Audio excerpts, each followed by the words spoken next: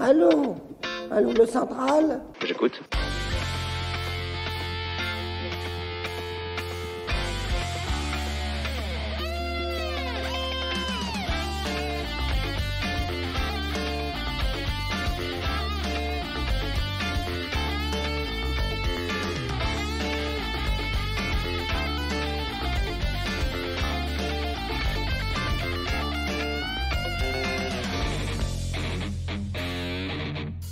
Bonjour à tous, nous sommes en direct sur ERFM et nous sommes au 3e festival de la réconciliation. 3e festival qui s'annonce sous les meilleurs auspices comme les précédents. Et j'ai la chance d'être accompagné avec Camille Mordenlynch. Salut Camille. Bonjour Yann, bonjour à tous nos invités et bonjour à nos auditeurs. Donc j'ai le plaisir, comme chaque année, on fait un peu cette réunion annuelle pour faire un peu le bilan, hein, le bilan d'ER, puisque nous avons eu la chance ce matin d'avoir l'AG de l'association Égalité Réconciliation, qui a été très très bien animé justement par Julien et Michael, que nous avons la chance d'avoir avec nous aujourd'hui. Et du coup, je vous propose, messieurs, de commencer justement un peu par là, sur en 2022, ER est toujours là. Il y avait un très joli panneau derrière sur la scène centrale avec qui célébrait les 15 ans de l'association. Hein. On peut dire qu'on tient et on peut être fier de ça. Donc, qu'est-ce qu'on peut dire de l'association d'ER en 2022 et les 15 ans, Julien, toi qui es un fer de lance de cette association depuis le début, hein, tu es là depuis 2007, aux côtés d'Alain Soral, solide comme un roc. Merci. Déjà, oui, effectivement, on peut déjà dire qu'on est solide comme un roc. On tient bien et surtout là, on est sur de la pierre, sur du concret, sur un beau domaine. Ça fait 3 ans qu'on se présente et qu'on passe du temps ensemble. C'est l'occasion de nombreuses activités, et surtout l'occasion de rencontres, beaucoup de rencontres. Donc l'association se tient droit face à l'adversité. Je pense qu'on parlera d'Alain Soral et de sa résistance et certainement aussi du fait que il nous manque ici, hein, forcément. Oui, clairement. Est-ce que tu peux nous parler un peu d'Alain rapidement, son état d'esprit, comment ça va ? Oui, je réitère ce que j'avais un petit peu dit l'année dernière, c'est que je suis toujours étonné de sa capacité à encaisser les coups, parce que cet exil doit être quand même très très difficile psychologiquement. Je pense aussi à des questions purement familiales, hein, sa fille qui doit voir vraiment très très peu, voire pas du tout, avec cet éloignement. Et puis surtout cette coupure de la France, hein, le pays qui est vraiment le sien. Je sais que son moral est excellent. Justement, c'est ça qui me surprend à chaque fois, c'est de voir que la dépression n'a pas de prise sur lui. Ce qui est intéressant, c'est qu'on va avoir l'occasion de le voir ce week-end, puisqu'il sera avec nous à distance, mais on a des camarades qui vont lui faire visiter le site en temps réel, grâce à la magie des applications. Voilà. Ok, parfait. Michael, toi, tu es un militant qu'on voit de plus en plus souvent dans toutes les activités d'ER. On peut dire un peu que tu montes en puissance et tu as été particulièrement actif pour l'organisation de ce festival, mais ça on en parlera après. Mais dans un premier temps, tu parlais ce matin lors de l'AG, et c'était très intéressant, du rôle d'un militant. Qu'est-ce qu'un militant au sein d'Égalité Réconciliation ? Est-ce que tu peux détailler là pour nous ? Nos auditeurs. Ouais, donc j'ai rappelé en fait ce que c'est que le militantisme chez Égalité et Réconciliation. En fait, c'est un petit peu particulier parce que ça ressemble pas du tout à ce qu'on connaît dans d'autres structures. On fait pas de manif, on fait pas d'opération coup de poing, on fait rien du tout sur le terrain de spectaculaire. Parce que en fait, notre rôle principal, c'est d'aider Alain Soral. Et aider Alain Soral, ça passe par l'aider à faire passer son message et l'aider à survivre, donc économiquement, faire tourner la boutique Contre-Culture, faire des événements qui permettent de ramener du monde, vendre des livres, faire rentrer des sous dans la machine, et en même temps propager les idées. Donc à chaque fois qu'on vend un livre d'Alain Soral, on propage l'idée et on rentre des sous. Et je sais qu'il y a un effort tout particulier qui est mis en œuvre notamment par toi pour mailler le territoire français, essayer d'avoir de plus en plus de sections locales un peu partout en France. Est-ce que tu peux nous en parler ? Alors en réalité, c'est plus une question de responsables régionaux. Il y a des zones géographiques en France qui ont un petit peu périclité au sein d'Égalité et Réconciliation pour diverses raisons. Mais donc là, mon objectif, c'est de remonter de retrouver des responsables régionaux qui, eux, vont avoir la lourde charge d'essayer de remonter des sections locales. Donc moi, je m'occupe principalement, je n'ai qu'à faire à des responsables régionaux. C'est les responsables régionaux ensuite qui vont travailler à l'échelle locale. Et donc pour l'instant, je suis en train de remonter deux zones là qui étaient un peu en perdition. Ça prend du temps, mais on va dire que comme c'est du bénévolat, on peut pas trop en demander non plus, et c'est normal en fait. Et ce qu'il faut dire, c'est que le plus important, c'est la qualité. Hein. Ouais, effectivement, trouver des gars solides, c'est ce qu'il y a de plus compliqué. Oui. Et qu'une section, finalement, ça peut tourner avec peu de personnes. Tu voulais dire quelque chose, Camille ? Oui, non, je voulais dire, il y a vraiment une volonté de s'ancrer dans le concret, dans le réel. Et je relevais justement à l'AG les perspectives d'évolution, et notamment un réseau de solidarité rurale dont vous parliez. Peut-être vous pouvez nous en dire quelques mots ? Oui, pour sortir du numérique, en fait, oui. Et avoir un pied dans le réel. Oui, en fait, on a testé des choses sur cette ferme en Bourgogne. Et en fait, on se rend compte qu'on a d'autres points d'appui. Alors, Michael parlait des sections locales, et certaines sections locales ont des camarades qui ont aussi des domaines de la même importance et qui pourraient bénéficier, on va dire, du même traitement avec des événements organisés sur place, avec aussi forcément des activités, des exploitations aussi agricoles qui pourraient être relancées. Nous, on veut aussi permettre à nos camarades de pouvoir essaimer et trouver des refuges aussi. C'est un sujet que j'ai beaucoup entendu ce week-end, puisque les histoires qui nous paraissaient presque totalement insolites il y a encore quelques années, de gens qui sont obligés de quitter la ville pour X ou X raisons. Ça peut être l'insécurité, ça peut être des difficultés même au niveau économique. Ou le Covid, tout simplement. Et maintenant, des gens qui sont obligés de quitter la France avec, pour simple raison, des fois, des questions toujours liées à la famille, avec des enfants qui ne peuvent pas tous faire l'école à la maison, alors que c'était le cas avant. Tout ça nous interroge effectivement sur tout ce qu'on peut apporter à des camarades par la suite et dans les années à venir. Ouais. Et quel meilleur exemple que cette ferme et ce festival, qui est vraiment une façon de tous se retrouver. On est tous derrière notre écran à consulter le site, à écouter ERFM, à regarder ses vidéos. Et puis là, en fait, on a la chance d'être tous ensemble et de pouvoir se parler de visu. Et rien que ça fait un bien fou. Ouais, c'est vrai que c'est un moment qu'on attend tous. Hein. Quand on voit arriver les voitures, moi je travaille avec l'équipe du PC Sécurité. Quand on voit arriver les voitures et les sourires, et puis des fois même des camarades qui ont quelques larmes aux yeux au moment du départ. On voit très bien que c'est un moment qui est attendu tout au long de l'année. Et c'est vrai que c'est un endroit de liberté. Hein. On cesse de répéter que on est plus des libertaires que des autoritaires. Hein. C'est vrai, puisqu'aujourd'hui, la liberté est plus finalement de notre côté que de ce qu'incarnent les autorités françaises, même des associations qui passent leur temps à fliquer les gens. Ici, en fait, on donne la possibilité à des gens de venir pouvoir discuter de sujets qui sont inabordables ailleurs. En fait. C'est sûr, c'est qu'ici, on peut parler sans se censurer ou sans, une fois qu'on a sorti quelque chose, regardez comment réagissent les gens autour de nous. Donc rien que ça fait un bien fou, c'est sûr.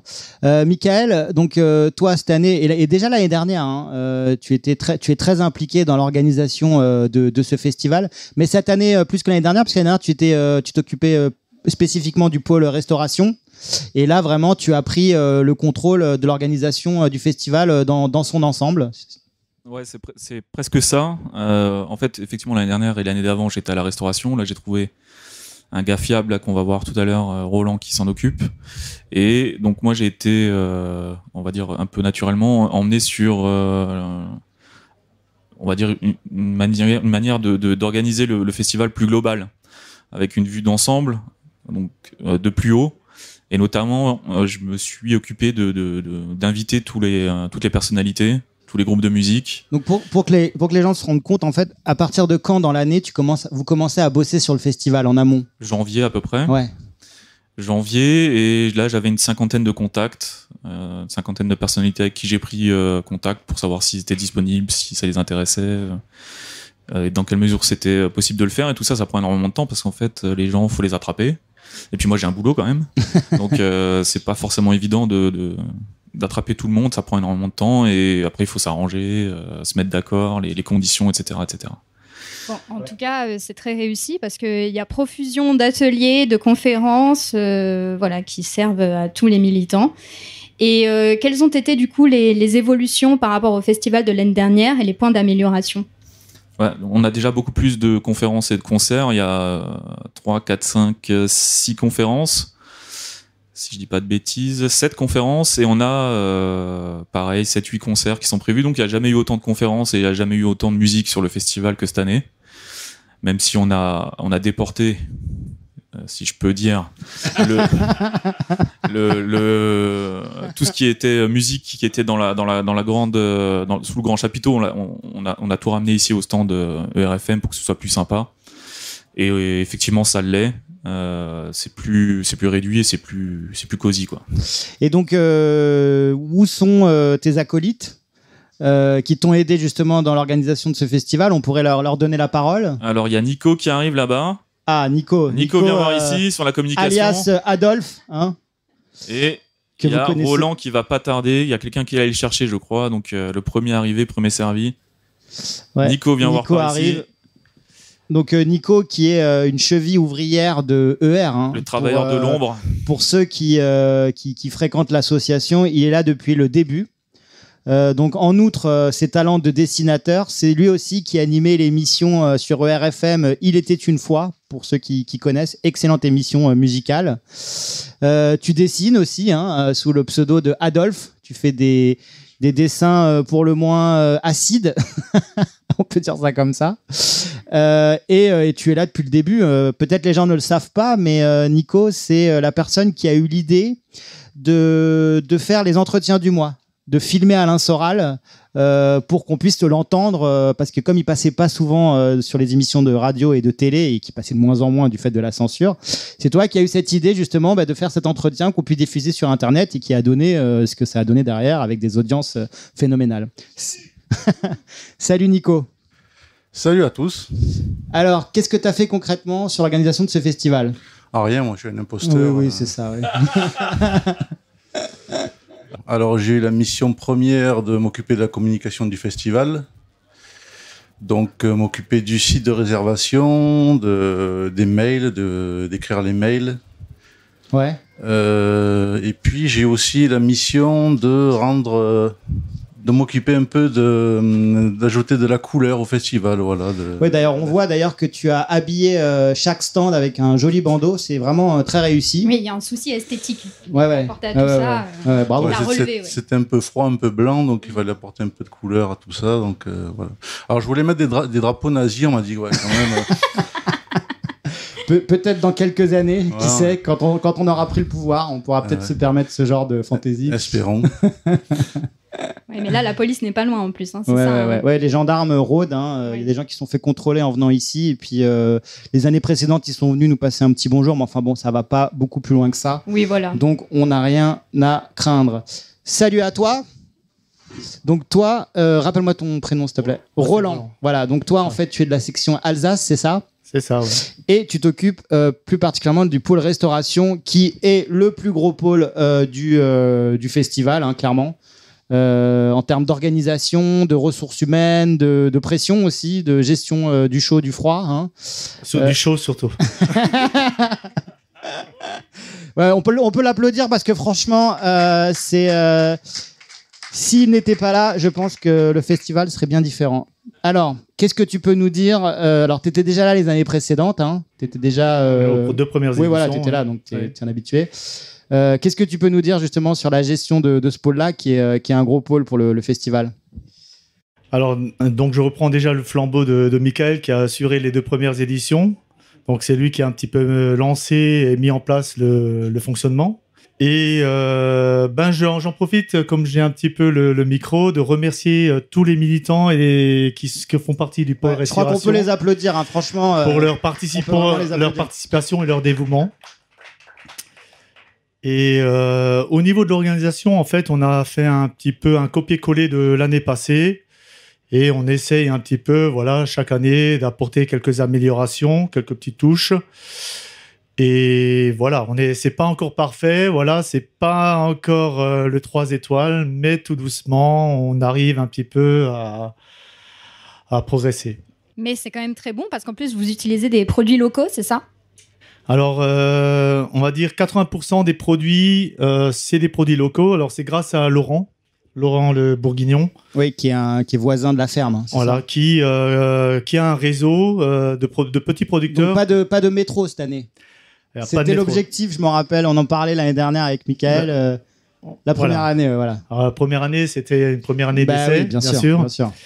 Et voilà, donc pour la deuxième année, donc on a déjà fait cet effort au niveau des produits, donc des produits de qualité. Donc c'est essentiellement que des produits locaux.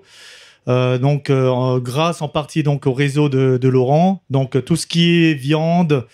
En plus, on n'est pas loin du charolais. Alors, j'ai pris une viande ce midi, elle était délicieuse, hein. Vraiment. Donc, c'est vraiment, on arrive à avoir on vient avec des gros morceaux de viande, et puis on a un super boucher charcutier qui est Wilfried, qui nous fait la découpe. On a tout ce qui est saucisses, pareil, ça vient de la boucherie charcuterie, donc pas loin d'ici. Le jambon, pareil, on a eu un énorme jambon et il faut le trancher, etc. à l'ancienne. Donc, il faut que les gens se rendent bien compte, hein. On est là sur 3 jours de festival. Donc, il y a 3 repas par jour. Puis, il y avait un repas hier soir, donc ça fait à peu près une dizaine de repas pour 370 personnes. Hein. Il faut quand même se rendre compte, là. Ouais. On est quand même sur une logistique et une organisation sérieuse, quoi. Hein. Et donc, il assure vraiment tout ce qui est légumes, fruits et légumes. Bon, au niveau fruits, on est un peu pauvre. On fera un effort la semaine prochaine, c'est pour répondre à... L'année prochaine, pardon. L'année prochaine, c'est pour répondre... Moi, je reviens, hein, si tu veux, mais... On sera là. Ce sera pas pareil, quoi. Et voilà, on essaiera un petit peu de proposer davantage de fruits, parce que pour l'instant, on est un peu limite aux fruits. T'as combien de personnes dans ton équipe, là? Alors, on est 24. 24, voilà. Ok. Alors, donc c'est une belle équipe. Voilà. Et vous tournez, non, j'imagine? Voilà, on a mis en place un système d'équipe. De rotation. De rotation, pour que les camarades ne soient pas le nez sur le gaz pendant 24 heures. Ouais. Et qu'ils puissent également un petit peu profiter, je veux dire, des ateliers, des conférences, etc. Et quand même, chaque gars fait 6 heures non-stop et sérieux, quoi. Ouais, donc c'est du boulot. Et il faut voir la carte. Je trouve que la carte s'est étoffée par rapport à l'année dernière. Voilà, on a répondu à certaines demandes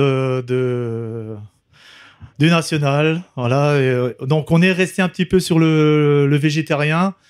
Grosso modo, je pense que l'an prochain, on va supprimer ce mot vegan, végétarien, et on va proposer plutôt des plats sans viande. Ouais. Ça sera plus simple. Mais voilà, on a un petit peu étoffé. On propose, par exemple, ce soir, on va innover. On va proposer, par exemple, des falafels. Très bien. Et une salade de pâtes composée pour notre ami Julien. Ok, super. Voilà. Bon, on a la chance d'avoir Greg avec nous, qui est le pilier de la ferme. Clairement, c'est toi qui portes ce projet sur tes épaules depuis le début à peu près, hein. Et moi, à chaque fois que je viens, je suis toujours ravi par l'avancée des travaux, l'avancée du projet. Je sais que c'est pas forcément facile pour toi puisque il y a toujours la contrainte financière et matérielle, mais malgré tout, ça avance. On était venu en moto là avec des camarades d'Île-de-France. On était venus vous filer la main là parce qu'il y a plein de trucs à faire ici, mais ça on va en parler plus tard. Mais déjà salut à toi, c'est un plaisir d'être avec toi. Et qu'est-ce que tu peux nous dire là sur l'actu de la ferme? Quelles ont été les dernières avancées, les derniers gros travaux et les projets qui arrivent là? Bonjour à tous. Donc effectivement, je suis le responsable de la ferme Égalité Réconciliation depuis 2 ans maintenant. Et c'est un endroit où, comme je le redis chaque année, on ancre dans le réel tout ce qu'on voit dans le virtuel au niveau du site et de l'idéologie Égalité Réconciliation. C'est l'endroit où se cristallise vraiment le travail. C'est-à-dire que ici, il y avait tout à faire. Alors on a déjà 2 ans de travaux derrière nous, donc ça s'étoffe de plus en plus et il y a de plus en plus d'infrastructures qui sont viables et qui peuvent être utilisées d'année en année. Et étant parti de rien, on avait effectivement peu de moyens et donc il nous fallait beaucoup de bras.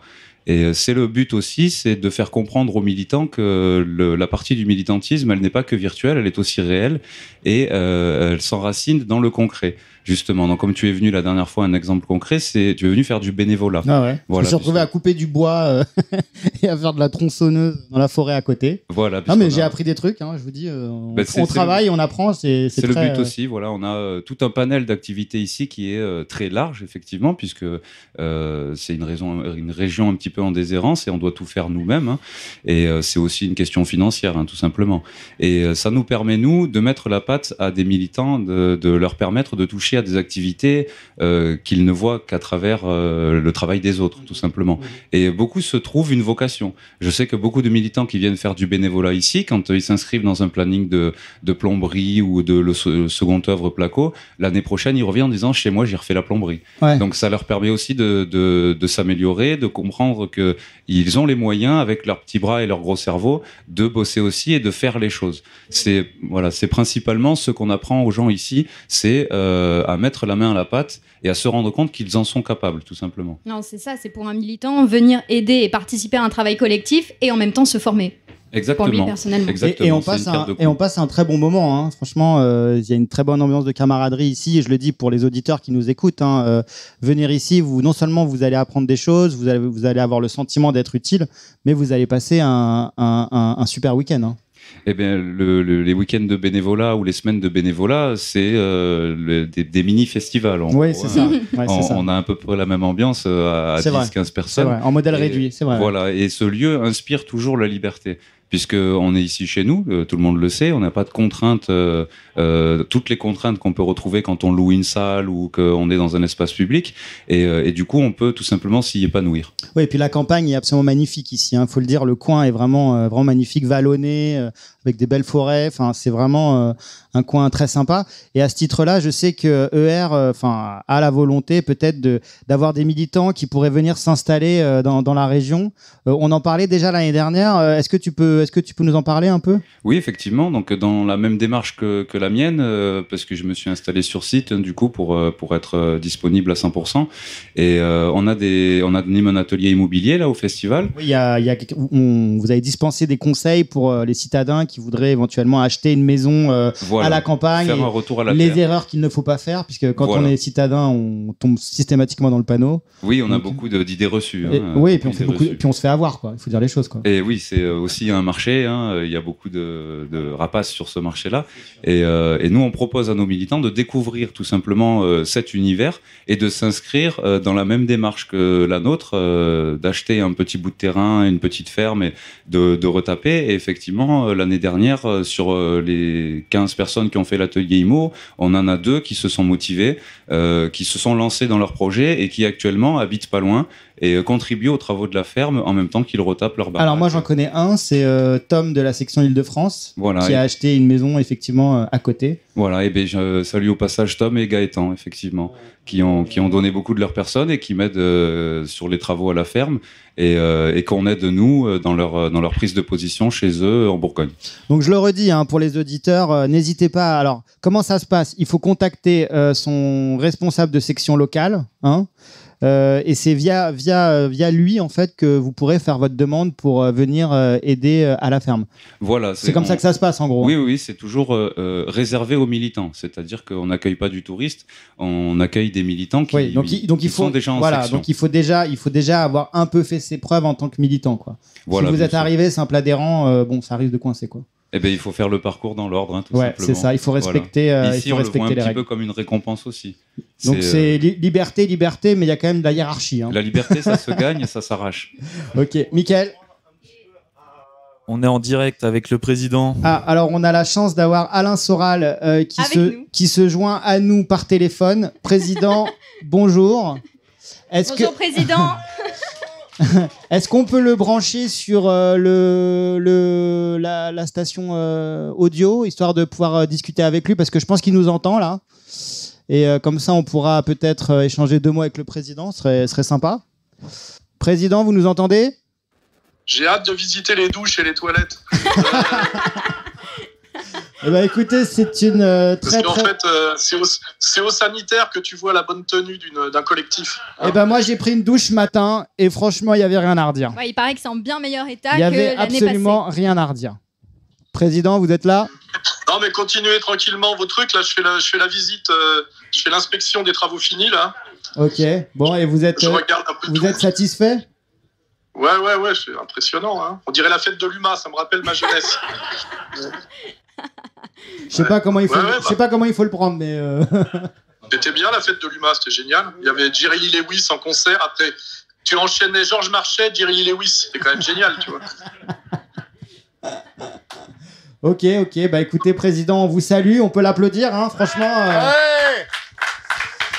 Faut comprendre que pour lui c'est pas facile. Hein. Il est malheureusement pas venir au festival. Et puis vous pouvez surtout pas visiter votre maison là qui prend forme. Hein. Non. Pour l'instant, je suis doublement interdit là, par la convalescence et par Dupond-Moretti. Bon, ok. Bah écoutez, président, on vous salue et puis on vous souhaite le meilleur. Ouais, de toute façon, je reviens demain là pour une petite conférence avec Xavier là. Ok, parfait. C'est demain que ça se passe. Là, je fais la visite. Ok, bah écoutez, bonne visite. Merci, président.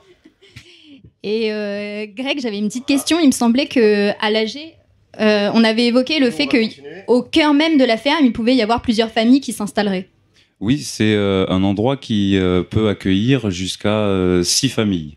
Par rapport au volume des bâtiments et au volume des terrains en termes de travail à effectuer et de rentabilité économique d'un endroit à exploiter, tout simplement. On peut aisément faire vivre 6 familles sur cet endroit. Mais c'est le projet, parce que moi je me rappelle quand on discutait, c'était plus... enfin, il me semblait qu'on voyait plus cet endroit comme un endroit où on peut accueillir des militants justement de toute la France, et puis ça tourne en fait. Oui, là on parle de volume. Ouais, de volume, tout simplement. Ouais. Okay, en volume, on pourrait éventuellement accueillir 6 familles. Là, pour l'instant, nous on part sur de la réno qui ouvre lieu à de la location. Pour de gîte. Voilà, du gîte. Qui serait ouvert à l'extérieur ou qui serait plutôt pour l'instant, dédié on est plus dédié aux militants. Oui, bien on sûr, reste dans le cadre privé, dans le cadre de la récompense. Hein. On est hors du schéma classique du loisir où on va tout payer et tout avoir gratuit. Enfin gratuit entre guillemets, hein, tout nous tombe sur les bras. Ici, on s'inscrit dans une continuité de travail où on va apporter ce qu'on a apporté dans un schéma économique global. Il y a une cohérence sur la totalité des travaux qu'il y a à faire ici, qui se décline dans une dizaine ou une quinzaine de corps de métiers différents.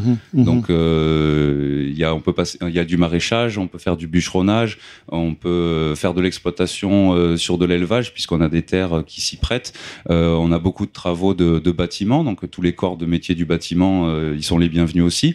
Et donc, chaque spécialité peut trouver sa place, éventuellement dans un circuit à long terme pour l'implantation d'une famille, en termes de volume. Parfait.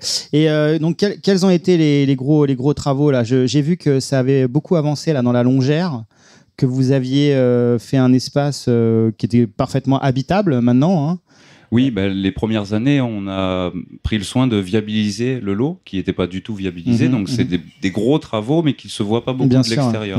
Et là, dans cette année, on a attaqué sur un des lots, ce qu'on appelle les lots secondaires, hein, tout simplement, et qui donne le résultat d'une maison finie. Donc, ça se voit. Donc, on a un premier gîte qui est terminé à 90-95%. Il reste un peu de déco à faire. Et on enchaîne sur les gîtes d'à côté, où sur 2, le gros œuvre est fini. C'est hors d'eau, ce sera bientôt hors d'air. Et sur les 2 derniers bâtiments, on attaque de zéro comme au début où on est arrivé sur site, sur le premier gîte, où on refait toute la toiture pour mettre hors d'eau et on refera tout le gros œuvre pour mettre hors d'air et pouvoir entamer derrière les lots secondaires. Il reste du taf, quoi. Il y a énormément de travail, oui. Il faut, en termes de comparaison, moi j'ai passé un peu de temps dans le bâtiment. Un chantier comme ça, si on le fait tourner avec des salariés, des ouvriers, des entreprises, on est à 200-250 personnes en permanence sur site pour que ça avance. Là, nous, on se débrouille avec les moyens du bord, à on va dire 15 personnes qui se relaient. On arrive à faire sortir un gîte par an. Ouais, c'est bien. Michael, tu nous as rejoint. Donc, oui, donc cette ferme vraiment qui accueille ce festival chaque année dans des meilleures conditions, année après année. Michael, je vais juste revenir avec toi sur l'organisation et la programmation du festival. Donc, aujourd'hui, on a à peu près combien de festivaliers Tu l'as dit avant, on a un petit peu moins de 300 festivaliers, donc visiteurs, et entre 70 et 80 militants. D'accord. Donc voilà, on est en gros à 350, 360, 370 sur place. Et en fait, moi, je suis revenu parce que par rapport à ce que disait Grégory tout à l'heure, sur le fait que la ferme cristallise dans le concret ce qu'on fait dans le virtuel, il y a aussi une part de concret à l'extérieur. C'est-à-dire que un des deuxièmes objectifs, on va dire objectif secondaire de l'association, c'est de créer de petits groupes d'humains solides et solidaires. L'objectif, c'est d'avoir des groupes qui peuvent compter sur chacun de leurs membres. Et ça demande du temps et de traverser, on va dire, à quelque part des petites épreuves ensemble pour que les groupes se soudent. Et à la fin, on se retrouve ici, au festival, où on a plein de groupes, plein de petits groupes qui viennent et qui se rencontrent. C'est vraiment, on va dire, l'apothéose de l'année pour un militant, d'avoir passé toute l'année avec sa section locale et de pouvoir aller rencontrer les autres sections, voir ce qui se passe chez eux. Oui, ça peut permettre aussi de créer des sections locales, en fait, avec des amitiés très fortes qui peuvent après se matérialiser dans le militantisme au sein de R. Tout à fait, c'est là en général que je rencontre les gens, parce que c'est toujours mieux de les voir en face à face. Et voilà, donc c'était juste pour dire ça, que c'est un endroit spécial et je pense qu'il va continuer à le... Donc le festival est vraiment, ne serait-ce que déjà dans la vie de R, ça prend énormément de ressources et de temps. Hein. Tu l'as dit tout à l'heure, vous commencez à bosser dessus en janvier. Bon, moi je suis de ça un peu plus loin, mais je suis quand même un peu impliqué et je peux vous dire que c'est une énorme dose de travail, hein, que chacun en plus prend sur son temps libre, hein, parce que... ce sont des bénévoles, donc c'est d'autant plus à mettre à votre mérite.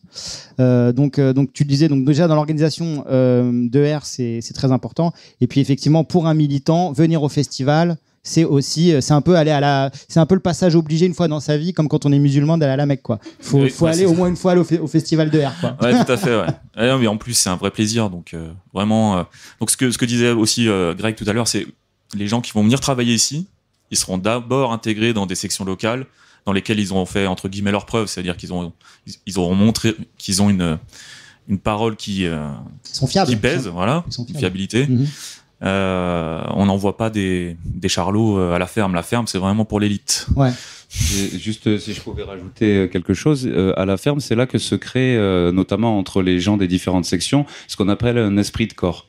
C'est là où les gens se rencontrent, ils rentrent dans l'intimité les uns des autres, et du coup, ils apprennent à se connaître réellement, et pas à travers des petites journées où on n'a pas le temps réellement de causer. Là, on reste le soir et la nuit, et du coup, on a beaucoup de temps et beaucoup de possibilités de connaître les gens avec qui on milite de façon intime.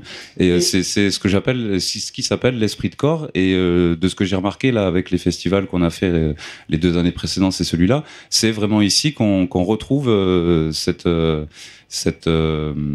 pas comment on pourrait le dire, cet engouement pour la vie en collectivité, sans les problèmes qu'on peut rencontrer dans la collectivité qui nous est offerte par le système. Ouais, tout à fait, non. Et je voudrais dire, c'est vrai que ça, c'est très enthousiasmant parce que du coup, on a la conscience de participer à une aventure collective à échelle nationale en plus. Voilà, exactement. Et je tiens d'ailleurs à remercier tous ceux qui ont bossé avec moi là pour le festival, puisque c'est principalement des gens qui aiment. Et je dis des gens qui aiment dans le sens où quand on aime, on fait les choses sans attendre de merci. Et c'est ce que fait tout le monde ici. C'est beau à voir et je les en remercie.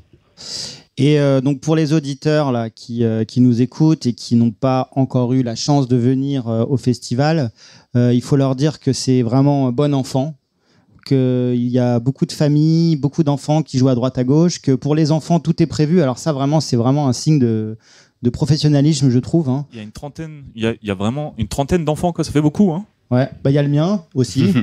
Et il vient, c'est la deuxième année qu'il vient et il se régale. C'est vraiment. Là, c'est la première année où on en a autant là. Ouais. Mais ce qu'il faut dire, c'est qu'il y a un stand qui leur est dédié avec un château gonflable. Il y a 2 animatrices qui sont justement spécialement dédiées à leur occupation, à l'animation. Donc ça, c'est vraiment très appréciable. Donc je le dis aux auditeurs qui nous écoutent, hein, n'hésitez pas, hein, venez en famille, vous serez extrêmement bien reçus. À mon avis, même mieux reçus que dans n'importe quel autre festival. Ça, je tiens à le dire. Hein. Pour casser un peu les idées reçues que peuvent avoir les gens quand on parle de R, ils peuvent nous voir comme un mouvement néo-nazi. Je veux dire, s'ils venaient ici, honnêtement, je pense qu'ils en reviendraient largement. Donc ça, c'est quelque chose que je voulais dire qui est important.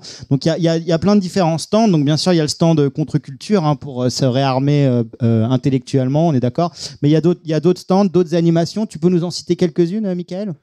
Alors cette année, je vais aller sur les nouveautés. Les principales, hein, pas peine de toutes les faire, hein, les plus le principal, on a toujours l'atelier là de Lucien Cerise, Romu Méninge. On a un atelier sur l'éducation des enfants, animé par Carmen Daudet, hein, qui a écrit le bouquin sorti chez Contre-Culture, l'école à la maison. J'invite vraiment tous les parents à le lire, qui donne des très bons conseils justement pour les parents qui veulent se lancer dans l'aventure de l'école à la maison. Et qui donne des conseils aussi sur la culture des enfants. Enfin, c'est vaste aventure. Ouais. On a aussi un stand cette année, c'est une nouveauté. On va faire de la formation sur le montage vidéo, audio-vidéo. Mm-hmm. On a encore l'atelier habituel sur l'immobilier rural, un atelier sur comment on vit de sa production, quelques ateliers de bien-être, on appelle ça technique Wim Hof, etc. Donc travaux manuels, c'est vrai que ça s'était rajouté à la dernière minute. Tu peux nous en dire plus ? C'est du jointoyage à la chaux, de tout ce qui est travail de la chaux. Voilà, donc du concret, de l'idée. Il y a de la permaculture aussi. C'est vrai que cette année, on a un gros stand de permaculture là qui a l'air d'en jeter un peu. On verra les effets l'année prochaine. Bon, bref, il y a encore plein d'autres choses. Il y a le stand de RFM, le blind test. Il y a les Olympiades le matin pour les sportifs. Il y a des dégustations de vin le soir. Enfin, en tout cas, c'est 3 jours pleins. Vraiment, c'est une super expérience. Donc ceux qui hésitent, n'hésitez plus et venez l'année prochaine. C'est vrai qu'en plus le planning est assez serré.